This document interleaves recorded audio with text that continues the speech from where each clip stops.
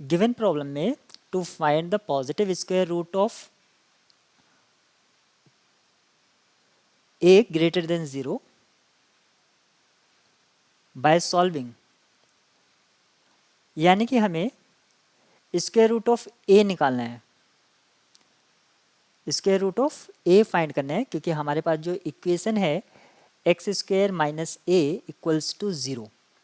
अगर मैं इसको नॉर्मली जो एलजेब्रा हम इसको लेवल पर करते हैं तो यहाँ से क्या आएगा, x equals to plus minus root a. तो हमें यहाँ पर अगर root a find the positive square root, इसका मीनिंग हुआ x equals to square root of a only by this given problem.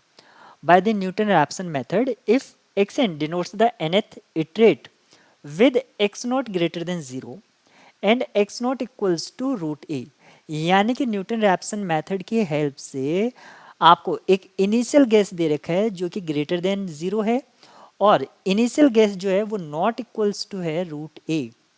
Then the sequence x n is, sequence x n के बारे में आपसे पूछा गया है कि कन्वर्जेंट है या नहीं है, इंक्रीजिंग डिक्रीजिंग, यानी कि उसका मोनोटोनिक नेचर आपसे पूछा गया है।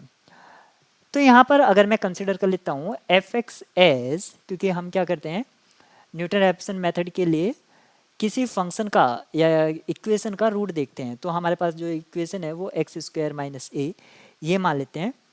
अब यहाँ से अगर मैं in terms of x n लिखूँ तो ये क्या हो जाएगा, एक्स एन स्क्वायर माइनस ए।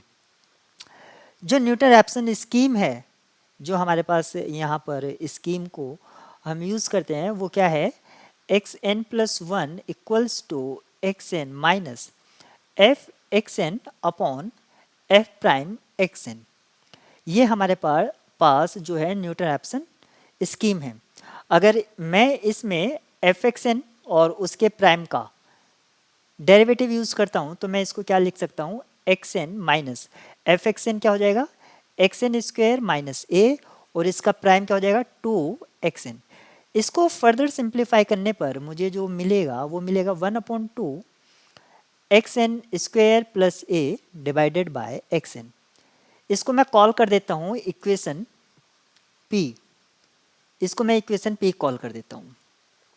अभी तक मैंने एक्स एन प्लस वन जो इटरेटिव स्कीम है उसके लिए एक एक्सप्रेशन फाइंड कर लिया है। अब मुझे इसका मोनोटोनिक नेचर पता करना है, यानी कि इसकी लिमिट पता करना है नॉर्मली, यानी कि लिमिट ऑफ एक्स एन मुझे फाइंड करना है। तो मैं इसको कॉल कर देता हूँ एल, कंसीडर कर लेता हूँ कि इसका जो लिमिट है वो क्या है, एल है।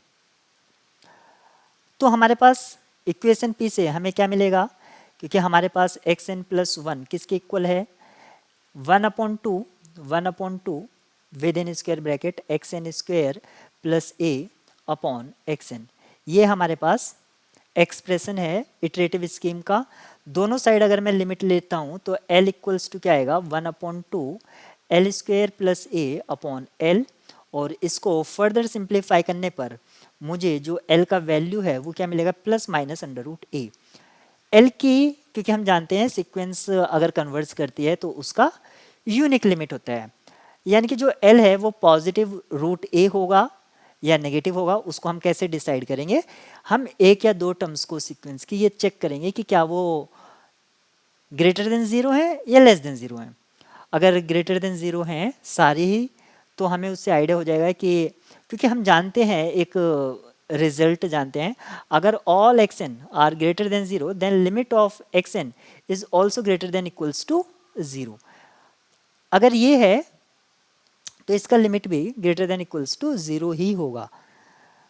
हम यहाँ पर फर्स्ट टर्म को अगर मैं a इक्वल्स टू, क्योंकि a क्या है ग्रेटर देन ज़ीरो है, a को मैं चूज़ कर लेता हूँ 1 सिंप्लिसिटी के लिए। अगर मैं a को 1 चूज़ कर लेता हूँ तो यहाँ पर जो मेरे पास एक्सप्रेशन है किसके लिए, इटरेटिव स्कीम के लिए। इटरेटिव स्कीम हमारे पास हम जानते हैं क्या है, यहाँ पर दे रखा है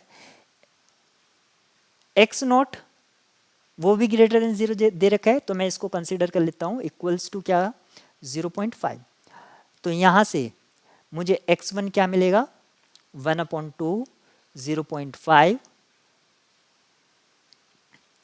प्लस, क्योंकि ये एक्सप्रेशन मैं यूज़ कर रहा हूँ, तो इसको मैं फर्दर सिंप्लीफाइड फॉर्म में किस तरह से लिख सकता हूँ, 1/2 xn, क्योंकि a की जगह मैंने 1 को यूज़ कर लिया, 1/xn, इस तरह से मैं इसको लिख सकता हूँ। तो ये हो जाएगा 1 प्लस वो 0.5 प्लस 1/0.5, और इसको फर्दर सिंप्लीफाई करने पर हमें मिलेगा 1.25। ऐसे ही अगर मैं x2 फाइंड आउट करता हूँ तो वो मुझे क्या मिलेगा, 1.025। आप देख सकते हैं इन क्वांटिटी में किस तरह का रिलेशन है, ये एक डिक्रीजिंग है, और फर्स्ट टर्म, सेकेंड टर्म और थर्ड टर्म सभी आपके ग्रेटर देन 0 है। तो इसका जो L है, यहाँ से हमें अब अंडरस्टूड हो गया है, L इक्वल्स टू रूट ए होगा। और यहाँ से हमें ये भी पता चल गया है कि स्ट्रिक्टली डिक्रीजिंग, यहाँ पर क्या है, डिक्रीजिंग है। तो नॉट कन्वर्जेंट, ये ऑप्शन आपका फॉल्स हो जाता है। जो सीक्वेंस है वो कांस्टेंट नहीं है, आपने देखा फर्स्ट टू टर्म से, इंक्रीजिंग भी नहीं है लेकिन डिक्रीजिंग है। ऑप्शन ए यहाँ पर करेक्ट होगा।